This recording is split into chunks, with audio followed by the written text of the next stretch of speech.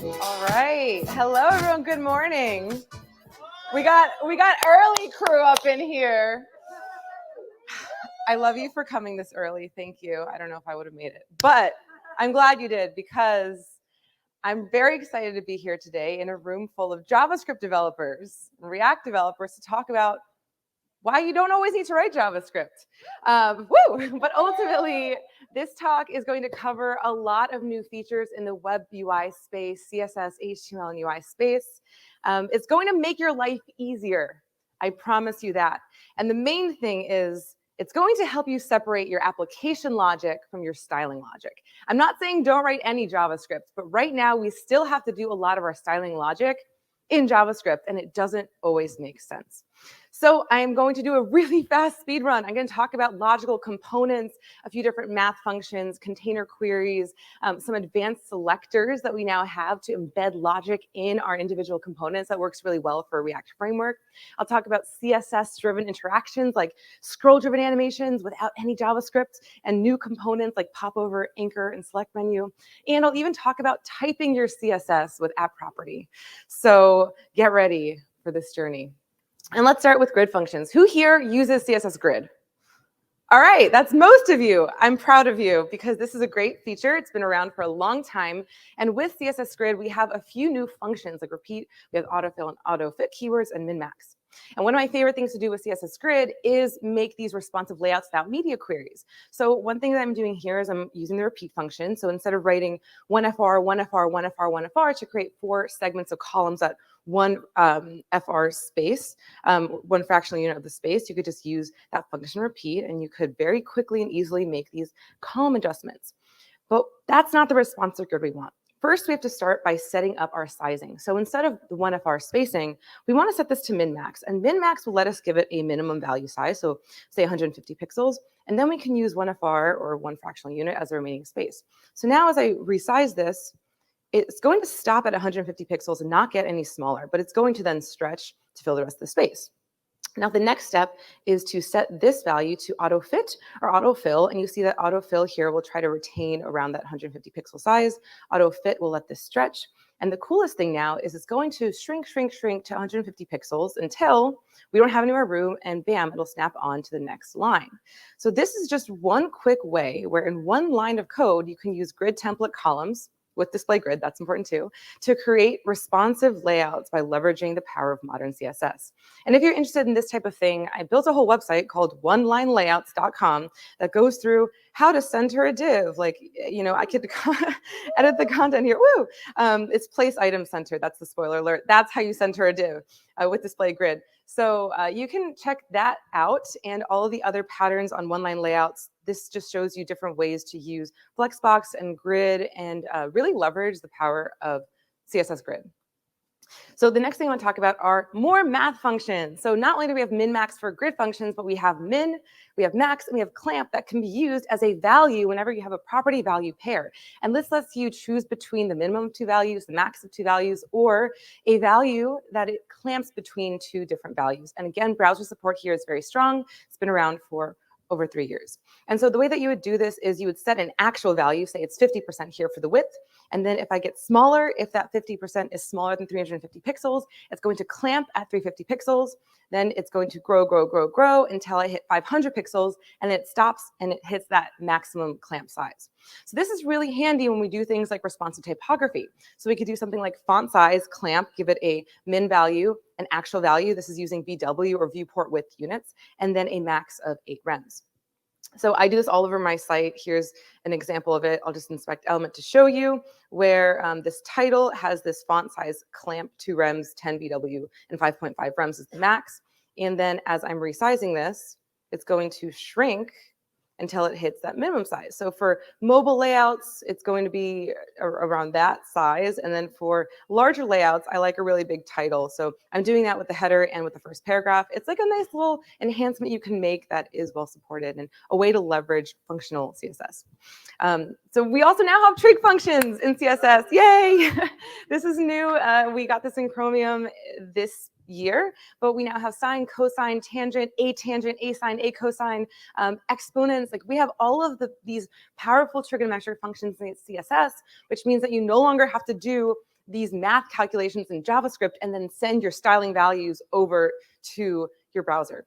We can do it in CSS, which means we can make more organic layouts, like this radial menu where I have these items displaying on a little circular plane. We can use the power of math to be able to map this out and build this. So when I was building this little radial interface, I was thinking, okay, so if I have the center button and then I want the other buttons to align on a plane around it, we can remember math, we can remember triangles. We know two things. We know the radius, which is the size of that button, since we have two of the radii next to each other, plus some additional space.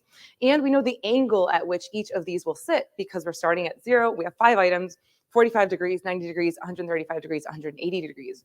From there, we can use sine of the angle times the radius to get the x value, and the cosine of the radius times, the cosine of the angle times the radius to get the y value. We also flip it -1 for the y value, so it doesn't go downwards, it goes up. And all in all, that looks like this in CSS. We get the radius by calculating the button size plus that extra space. I also update the background color for each of those items, but the magic is really happening here, where we can use translate X and translate Y to place those values, and then set a transition here, so we're transitioning that transformation. So it looks like this, and it aligns to that grid. And we can do this all in CSS now without having to go to JavaScript to place these values and send them over, and it's so much nicer that way for more unified interfaces. But when I built this demo, I just built it in CSS and HTML as like a trigonometry demo, and that is not accessible. Components that use CSS and HTML alone, for the most part, don't let you do things like we learned from Kathleen's talk yesterday, where you have to hit the escape key to be able to get out of interactions and other things. So Scott O'Hara forked this and made a popover version, which was awesome. Something broke, so it doesn't work anymore. But the popover attribute is something that you can use in Canary Behind a Flag. It's an experimental implementation that should be hopefully landing soon. There's a lot of work that's been going into this by the OpenUI community group. And what popover essentially does is it lets you enable pop-ups. So popovers, those can be dialogues, different types of attributes and elements. And it gives you a lot of built-in accessibility. So it connects the popover target to the popover button that's opening it up. It gives you keyboard behavior, like hitting the escape key. It gives you keyboard behavior for navigation and focus. Also, if you click out of that popover in the space around it, you get light dismiss for free, and it manages the focus for you. So you don't have to do all of this yourself. You don't have to manage all of these things yourself, and it should hopefully make things a lot easier to build components. So to build a popover, it is as straightforward as this. You need something to open the popover. So you might have a button, I have some text, open me, and then I have a popover that I give an ID, and that popover ID is profile settings popover, right? So then I can hook that up to the popover target on the button of profile settings popover. I'm using that ID. And the last part that you have to do is add the popover attribute, and that is how you build a simple popover, just a couple of additional lines of code. And so I'm doing this in CodePen to show you that there's no JavaScript here. There's no JavaScript here. But as I click on these little profile settings icons, they show up with this little animated, like, pulled in popover. And there's additional features like this close button will only close the popover. Again, if I hit escape, it escapes, it closes out of it. If I click out of it, you get that light dismiss, you get that focus trapping, like all of those things that are really hard to do and cumbersome to build yourself, you get for free with the popover attribute. And popover is great, but it is one half of the equation, because the other half is anchor positioning. So say we don't want to just center things when we create these dialogues. Say we want to connect that pop-up to the thing that we just opened it from to make a tooltip or toggle tip, as I learned yesterday, great word, that connects it to those icons. So the way to do this would be to use anchor positioning. And similar to popover, this is an experimental API. There's been a lot of work to get this right, but it gives you a lot of cool functionality. So what we would get is something like this, where we can do the same thing, like dismiss, escape, all that good stuff, but it connects this popover to that button so that it gives more contextual sense of what it is and where it's coming from. And the way I do this is we would then need to add an ID to the button. So say it's a profile settings button, and we would add the anchor connecting that ID. The anchor is profile settings button. So this is all just about connective tissue in HTML. And in CSS, we can then use the anchor values to position this settings popover. So we can use anchor top, and that'll anchor it to the top of the value, and then we want to give it some additional space, like 1 rem, and then we can position at the right value using anchor right. So we get this to the right and top of this element, and then I added this little arrow as well as a pseudo element. Straightforward and cool. But let's take it a step further. What happens when you want to, go to the edge of your screen and then have this still stay on the screen? So we want this to flip, right? We want this to stay on the screen. Now you can set this up using try statements in CSS. And the way that you do this is setting up these position fallbacks like you would a keyframe. You would set at position fallback, give it a name, top, then bottom. And then you would say first try positioning it from the bottom to the top. Here I'm using left anchor center because later I'm doing this translate from -50% to center it. But it would first try positioning at the top. If that doesn't work, if there's not enough space in the viewport, then it'll flip it and position it at the bottom. So you can get really granular with this. You could do a compass, you could do top, left, right, bottom. You can write all these things. The best way this will probably go down is with reusable position fallbacks, where you would have a library of position fallbacks for your popovers. But in just a couple lines of code in your CSS, where it makes sense to write your styling logic, you could have all this. And this is a popover, but this is not limited to popovers. With anchor positioning, you can apply this to elements that aren't popovers. So this might be something that's always open. And the difference too is that popover promotes something to the top layer, which is a separate layer from the rest of your page, which is another benefit of popover and dialog, where you don't have to fight with z-index. You're on a separate layer. Yes, it's great. And you also have that backdrop property and all that stuff. But if you wanted to use popovers for, say, data visualization, for charts, or for any other type of content, this will then look at its parent. So you can use that same exact fallback, but it will look at its direct parent, which in this case is this little resizable div that I have here. So you can use it all over the place, super handy. And this all adds up to the select menu component. And yes, all this stuff is currently available for you to explore behind a flag and canary if you're curious and interested. One of the biggest problems on the web that I hear today is just styling dropdowns. We can't do something like this. We can't style options. We can't put arbitrary content. We can't put flags inside of a dropdown for countries. And this is a visual indicator that can really help your users select things. We can't currently have like a username and a title and just any type of additional content like that. But with select menu, you can. So instead of using select, you would use the component select menu. You can also have a custom label and button, and you can have your custom little arrow as well here. And then you would just have these options. So I have options like red, and the value is red. And then inside of that, you can have your figure, you could have the text of that option, and you could have any sort of arbitrary content, because when your user selects it, it's looking at the value. So we're getting drop downs that you can customize in CSS and HTML. It's happening. Okay, I told you it was a speed run, so we have to move on. We can't, I could do a whole talk about anchor popover and a select menu. But next I want to talk about something that I think is really exciting in the UI space, and that is the has relational selector. Has anyone here heard of has or used has? Okay, most of you have at least heard of it. I don't know if many of you have used it because it's still not cross-browser available, but it is behind a flag in Firefox, and hopefully that means it will be landing soon. But has gives you so much logical control. It can act as a parent selector and so much more, because you can style things now based on the presence or state of child's elements. So it works like this, where you could have a figure, and if it has a fig caption, then you can give it a border bottom and some padding. So in this image right here, we have this fig caption. A way to separate that from the rest of the text would just be to use has. So this is us applying styles to the figure, but you can also apply styles to any elements inside that figure, or even siblings. I could do +P, and now we have the styles applied to the paragraph that follows it. You can combine this with the not selector. So I could have not has fig caption, and now apply this style to the element that doesn't have a fig caption. So the more you start to chain these styles and to build these sort of logical interfaces in your CSS, the less you have to manage and the better you can componentize your code. So an example of that is here. I have this little you've got mail inbox demo, and I have a couple of elements here that have like this star like element present. And so if I look at that list item, I have here, if item has star, then give it a background of light gray. Again, you could change this to any value. We could make this pink if we want. It's not super legible, but there it is. Another thing that I'm doing here is in the second list item, I'm looking for if this item has something that's checked, give it a background of highlight, which is a system color. So I can do that and even override my star because it's later in the code. But here you can now look for the state of something or the presence of something. And taking that a step further, this element that has the star, if I look in that, you can see that the title is bold.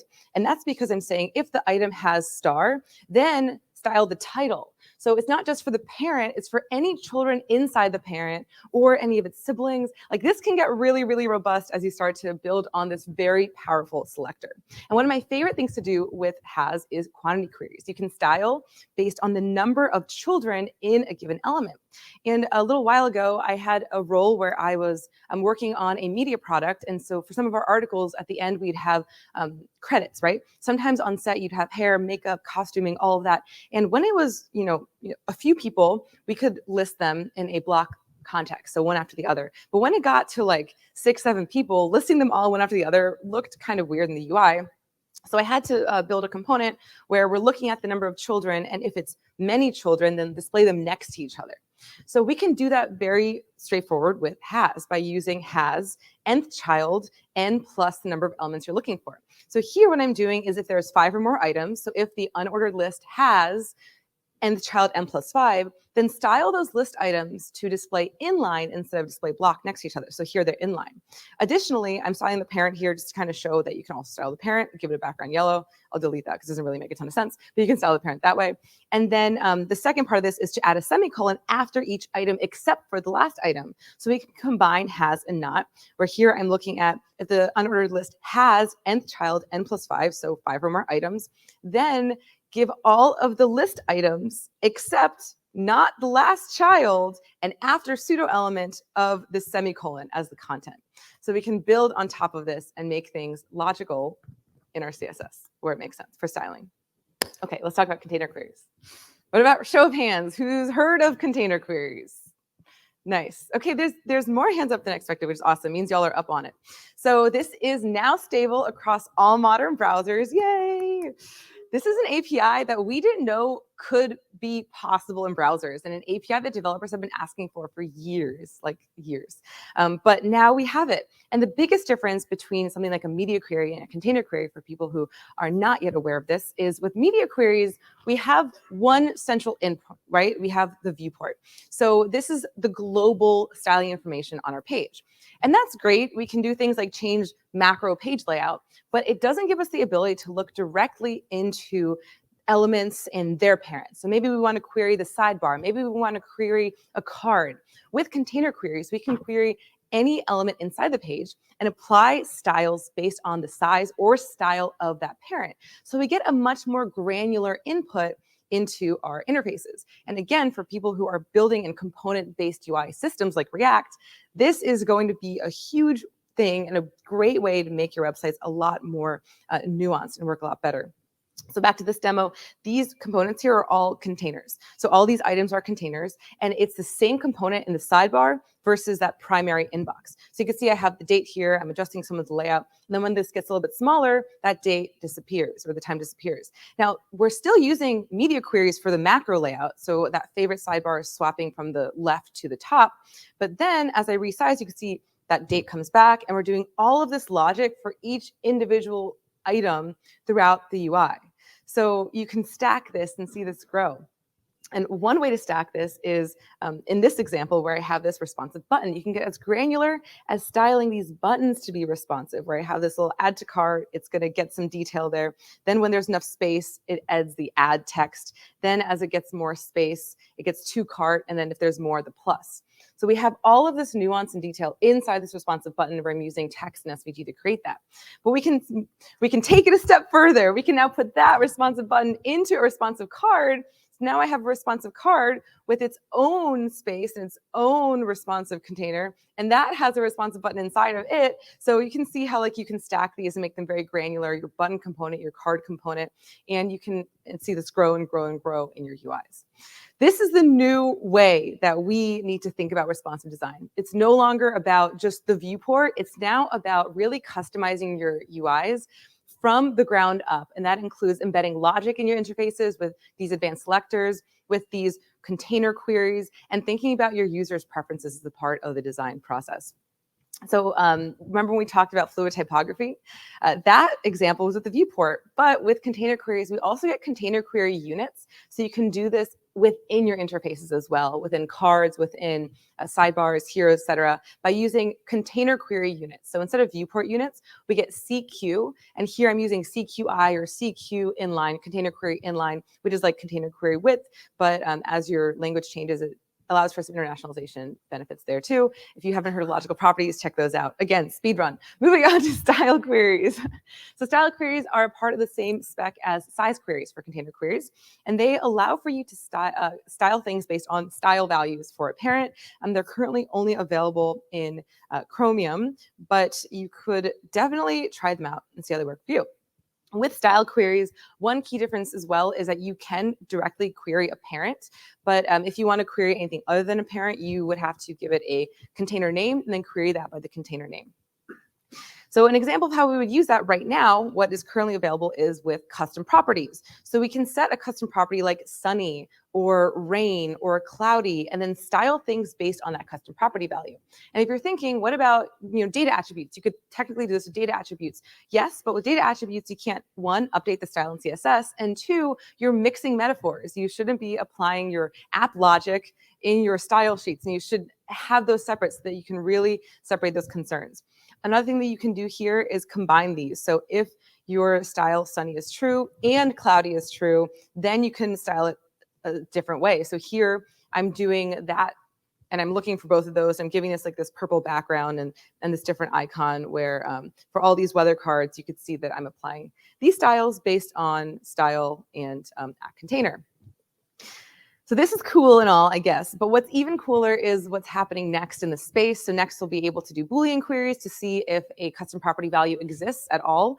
And we'll be able to do range queries. This is currently in discussion in the working group where you could do something like give it a chance of rain.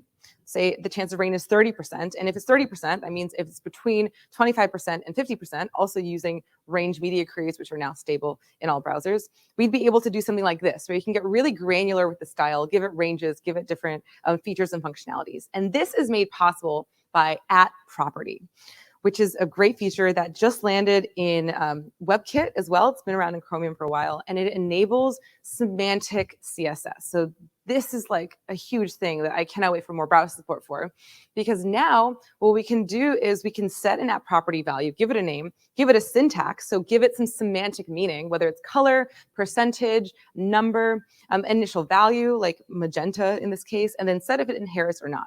So now when we're using it, say that value is color primary, when you have a card and you use it directly, you get the fallback background color, so magenta. If you update that value in a highlight card, if you update color primary to yellow, then we get yellow. But if you update it to a false value, like 23, which is not a color, it's a number, then instead of getting transparent or ignoring this line of code, it falls back to magenta. So this is a way to almost type your CSS and do type checking fallback values, a way to sort of foolproof your CSS by giving those custom properties actual meaning. Right now, when you use custom properties in the root, they're strings. So this takes it a step further and gives them values. And because we're giving it semantic meaning, we can do things like this, which is animate gradients. This is something that you currently couldn't do without specifying what these meaningful values are inside the gradient. But now we have this grad point @property, custom property. The syntax is a percentage. The initial value is 40%. And then in this background, I'm using it in the linear gradient. I'm setting it as a transition, so I'm transitioning that grad point over half a second. And then when you hover or focus on this point, you're updating the value to 100%, and the gradient can animate. So you can animate color this way or different values, but this becomes really handy for interactive pieces. And speaking of interaction, I'm now at the last sort of CSS thing that you can do, which is scroll different animations. Has anyone here like done parallax effects or other like interactive things? A lot of you have. And the only way to do that right now is a JavaScript library, which is fine, but does it really make sense to do that styling logic in JavaScript when you should be able to declaratively do this in CSS? So again, this is something that's coming soon. This whole presentation is in Canary, so these are all live demos. Sometimes it's a little bit buggy, but there's a list of known bugs and it's getting there. Essentially, this is what it does. It allows you to do these like transitions. Here I have a clip path that's transitioning up. here I have an image that's loading in, and yeah, that one's supposed to animate. There we go. So seeing this in the browser, playing with it is really cool because it works very similarly to CSS animations, where what you do is you set up your keyframes. So I have keyframes fly in, where this is for these here, the block quotes, they're sort of flying in. The opacity is going from 0 to 1. And then I have a transform here that's just translating the X position from negative 100 pixels to 0 pixels. Then the only change that we have to do that's new, you set up the animation, is animation timeline. So here, this is probably the simplest way to create these animations for the entire viewport, where you set animation timeline to view, and now it's looking for that animation fly in, and it's applying those styles. So this, I think, is a really big change. You let the browser handle all of this for you. Instead of doing animations on a timer, you're doing animations based on a scroller. And you can do animations on scrollers within your page. Again, there's a lot of complexity, but I'm definitely running out of time. So check out scroll-driven animations. There will be more content around this coming soon as it starts to land in more browsers. So another thing that you can do is entire presentation frameworks. This presentation was fully built with vanilla CSS and HTML, other than some of those iframes, because I wanted to show you, like, look, mom, no JavaScript. And you can create really robust interactions by just leveraging CSS and HTML. So all of these style blocks, like these are live style blocks in the browser. I can update and edit any of these.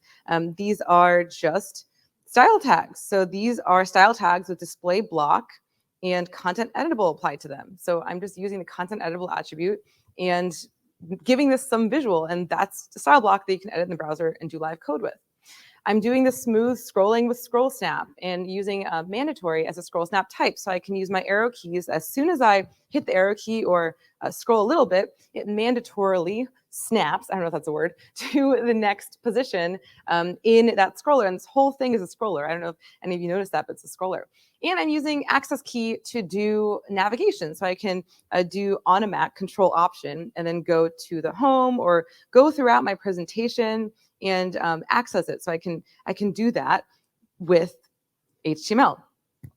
Another cool thing about this is that CSS and HTML work in every framework. So they work in React. They work with the other frameworks that your team might be using. A lot of companies have multiple frameworks throughout. So this is something that is very interoperable, I will say that. And you don't need like specific components to make this work. You can use popover. Like with dialogue, you don't need a specific React component for dialogue to do that, or a Vue component. You can use the HTML native components and get a lot of this work for free. And that's why I think that the best way to level up your developer skill set is to pay attention to and not underestimate and get good at CSS and HTML, because you probably are already very good at React and JavaScript, but what might be missing from your skill set is understanding semantic HTML, understanding the power that CSS can give you to separate your application logic from your styling logic. And you might be making your life harder by doing these things, using scripts, setting additional dependencies to your user, doing that observation, and some of those events in your JavaScript. So leverage the browser and don't underestimate CSS and vanilla HTML components. That's all I have for you today. To check out some of those demos, check out the QR code. Thank you. If you want to see more, oh, sorry. I just want to say, if you want to see more, I do write a bunch of articles about this stuff. You can follow me on Twitter at Una, U-N-A. You can check out my website, una.im. Or for the news, things that are landing in the browser, developer.chrome.com and web.dev are where we write about some of these new things for the Chrome team. So definitely follow those if you want to be up on when things are landing and what's coming. Yeah, that's all. Thank you.